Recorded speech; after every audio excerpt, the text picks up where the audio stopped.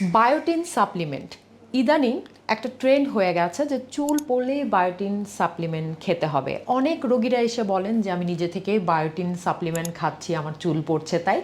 আসলে এটা কিন্তু সম্পূর্ণ একটা ভুল তথ্য।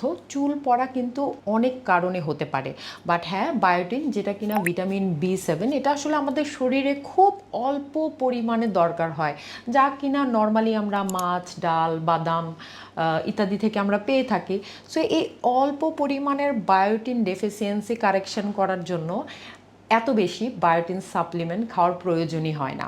তবে হ্যাঁ, রক্তে পরীক্ষার মাধ্যমে আপনি নির্ণয় করতে পারেন যে আপনার বায়োটিন ডেফিসিয়েন্সি আছে কি না। কিন্তু সবচেয়ে বেশি জরুরি যেটা, সেটা হচ্ছে যে আপনার কোনো প্রোটিনের ঘাটতি আছে কি না, আয়রন ডেফিসিয়েন্সি আছে কি না, কিংবা ভিটামিন ডি এর ঘাটতি আছে কি না, এটা জানা খুবই জরুরি।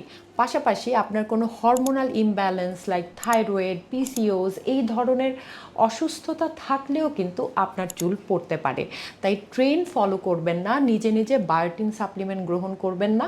সর্বপ্রথম আপনার চুল পড়ার সমস্যা থাকলে অবশ্যই একজন ডক্টরের কাছে পুরো হিস্ট্রি দিবেন এবং ডক্টরের যে নির্দেশ আছে সেই নির্দেশনা অনুযায়ী ট্রিটমেন্ট গ্রহণ করবেন।